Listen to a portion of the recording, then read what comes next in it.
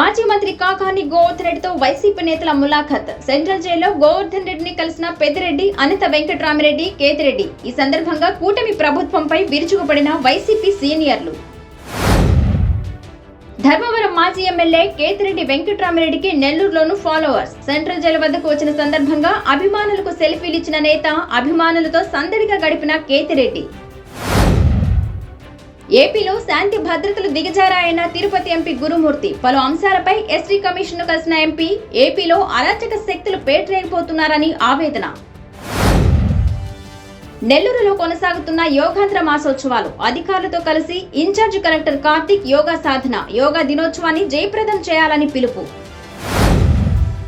బింజమూరు మండలం నందిగుంట గ్రామంలోని ఓ ఇంట్లో చోరీ. 15 సవర్ల బంగారం, 50,000 రూపాయల నగదు మాయం. పోలీసులకు ఫిర్యాదు చేసిన బాధితులు. రంగంలోకి దిగిన క్లూస్ టీమ్. ఒడిశా నుంచి గంజాయి తీసుకువచ్చి నెల్లూరులో అమ్మకాలు. 3 నిందితులను పట్టుకున్న పోలీసులు. గంజాయి అక్రమ రవాణాపై ఉక్కుపాదం మోపామని స్పష్టం. తిరుపతి రూరల్ మండలం దామినేడు గ్రామంలో భూ వివాదం. అర్ధరాత్రి నాగలమ్మ ఆలయాన్ని నేలమట్టం చేసిన కృష్ణమూర్తి నాయుడు. గ్రామస్తుల ఫిర్యాదుతో నిందితుడిని అదుపులోకి తీసుకున్న పోలీసులు. శ్రీకాకుళం జిల్లాలో ఆధ్యాత్మిక మందిరానికి నిప్పు. కూర్మా గ్రామంలో వెలుగు చూసిన సంఘటన. మందిరానికి నిప్పు పెట్టిన గుర్తు తెలియని దుండగులు. దాడిని తీవ్రంగా ఖండించిన భక్తులు. ఒడిశా రాష్ట్రంలో అమానుషం. ఓ యువతి కులాంతర వివాహంపై ఆమె బంధువులకి శిరోముండనం. గ్రామ బహిష్కరణ తప్పించుకునేందుకు శిరోముండనానికి ఒప్పుకున్న యువతి బంధువులు. ఉమ్మడి కుటుంబంలోని 12 మంది పిల్లలకు పడిన తల్లికి వందనం డబ్బులు. అన్నమయ్య జిల్లా కలకడలో చోటు చేసుకున్న సంఘటన. ఒకేసారి 1,56,000 రూపాయలు రావడంతో ఉబ్బి తబ్బిపోతున్న లబ్ధిదారులు.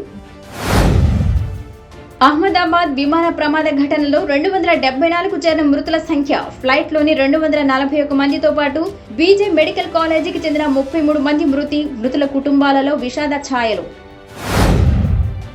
అహ్మదాబాద్ విమాన ప్రమాద స్థలానికి ఎన్ఐఏ. పరిశీలనలో బయటపడ్డ మరో మృతదేహం. కుట్రకోణం ఉందనే అనుమానంతో ఎన్ఐఏ విచారణ. ఆధారాలు సేకరిస్తున్న ఎన్ఐఏ బృందం.